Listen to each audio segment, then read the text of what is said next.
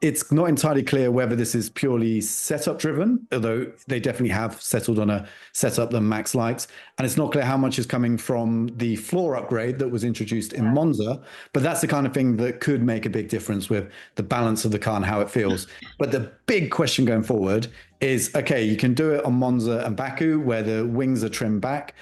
We've seen throughout this season, as we've built trends of where cars are quick and where they aren't, we've seen that the Red Bull has been slightly better behaved when the wings are trimmed back. But when the full downforce goes on, they really struggle to get that balance working in the same way. And also through longer duration corners. So think Budapest, where you got those long sweeping corners, that's where the car just starts to lose performance because it can't be balanced in throughout the length of that corner.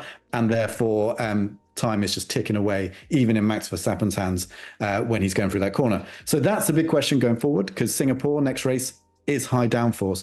But I think even if they lose some of that performance, it's still a step they've made, and Max still feels more comfortable, and that has got McLaren worried. Even on Saturday night, when Andrea Stella was asked about whether Max has become a threat for the title, and this was before he cut the gap on Sunday, he said yes, and he said, put it in capitals in your copy. Yes, YES.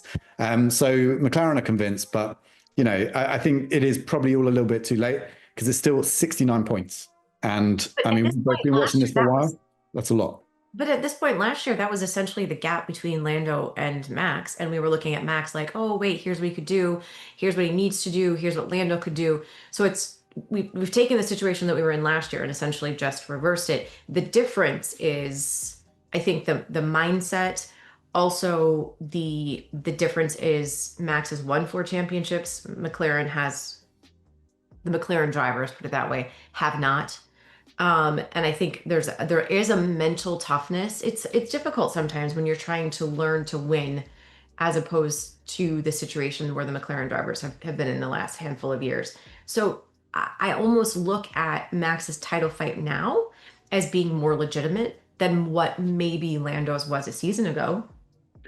Yeah, from a driver perspective, I agree. If there's a driver who's going to get the maximum out of a car for 7 consecutive races, blood in the water, don't look past it. Yeah, exactly. With the pressure on, I think Max is the only driver probably on the grid who can get the maximum out of the car for 7 consecutive races.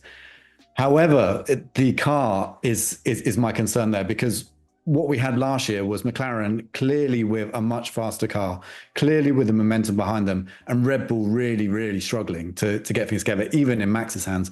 Whereas the issues that McLaren faced in Baku, okay, they probably weren't as fast as Max, but they weren't that far off. The issues were coming from elsewhere. And while they may well still drop points because issues come from the drivers, I think, when we get to Singapore, USA, Mexico, in those 3 races, those are 3 races where I would expect the McLaren to be the faster car again.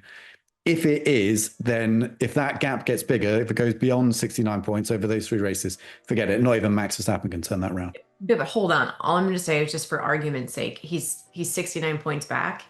Verstappen's taken 35 points out of Piastri's lead in 2 races. So 69 is, if you look at the last 2 races, 69 is nothing. That's true. But it does rely on this guy that we were talking about earlier making more mistakes. This metronomic Oscar Piastri. I like, there's a little bit where you see Baku and you think, okay, that we could extrapolate that down the line. But I actually think Oscar will bounce back from that. I think he's got the mental strength to do so. And then if you look at it another way, to pitch the other side of the argument, well, 69 points over 7 races, that's 10 points per race weekend.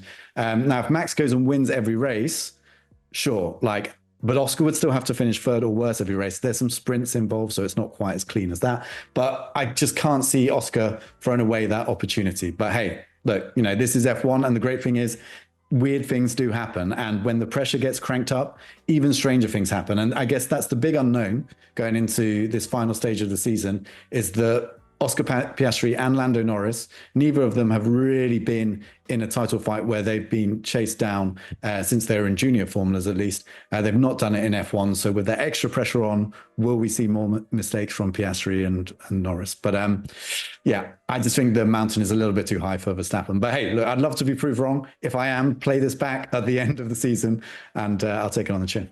Let's just enjoy it, honestly. I mean, when the championship is close, it's better for all of us because it's more enjoyable to watch. also I'm here for the chaos because I mean, I always root for the chaos. I'm always like, give me a race where there's rain. Give me a race where there's like a tire situation. Give me a race where there's strategy. And that's what we had all weekend in Baku. The crazy thing, admittedly, with my Sports Center hours, this particular race weekend was really hard for me to watch live. Like qualifying was at 4 a.m. and I think I got done with work at 2 a.m. I didn't work Saturday night, but I feel like just recycled trash from the raccoon panda, or like I just feel awful. So like I didn't get up to watch the race at 7 o'clock in the morning on Sunday when I was going to have to work until 2:30 in the morning on Sunday. So You are forgiven for that. you Yeah, know, I absolutely. think, yeah, like, so I watched it all like afterwards, or, via what you guys wrote. Um, I, I think you can go back and you can look at some of those results and say, well, would that person have finished where they did had, Piastri not made the mistake that he did? Would that person have finished where they did if, Lando, I didn't have the slow pit stop? And you can if then till the cows come home. But what we ended up with was probably one of the most entertaining race weekends on the whole. Qualifying took what, 30 minutes longer than last year's It, race? yeah, probably did actually. Yeah, I was gonna say it's 2 hours of qualifying, so doubled its usual window. That's bananas. There were 6 red flags just in qualifying. You A had a, record for qualifying. what was that? That was a record as well for qualifying. Right. You Five had record. a very interesting lineup. And then in the race, you had alternate strategy, the overcut from George Williams, sorry, from George Russell to get the Williams. You had Williams on the pole, which how many times? Wait, because what was your bold prediction? I forget what it was. We were like, what is the boldest? I had Kimi Antonelli winning a race, which even in Baku didn't look that likely. No, However, and I was like, Williams is going to win a race, but when they're second and hanging on to the podium, I'm like, wait, hold on. Hold on. Maybe it's not so wild. Maybe it's not so crazy. But in terms of race weekends, my biggest takeaway from that is like, yes, that was hugely entertaining. Even if Max gapped the field by an awful lot in the end, there were just so many unknowns and so many interesting things happening in the field that I was like, just give me more of that. I'll take more of that for the rest of the season.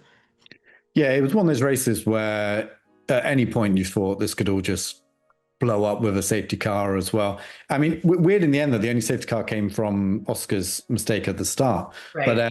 But throughout, yeah, you thought, well, what if this happens? What if that happens? And that has to be involved in strategy. And so there were a lot of guessing. The one strange thing about it actually was that overtaking was not easy. We've seen in Baku before that as long as you get that exit out of turn 16, that final corner onto the 2 kilometer flat out, not quite straight, but flat out section across the finish line, then you have a chance to overtake into turn 1. That didn't really come about as much, but that did create some tense situations. And, that is kind of what allowed Carlos to get, do so well, hold on to position. It's what allowed Liam Lawson to be so effective throughout that race, is that it wasn't that easy to overtake. So, but despite that, I still think it was a gripping race. But I agree. I mean, qualifying, you just had no idea. And you know what? We're talking about what ifs and all of that kind of stuff. I think the biggest one from the weekend was Lando Norris, who, after Piastri had crashed in Q3, was the first car back out on track. And the track was still a little bit damp and no cars had run over it. So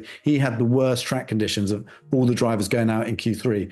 And it was almost like McLaren were being cautious there. But in order for him to overcome that caution and get a decent lap, then he had to push extra hard, and that's where he made mistakes.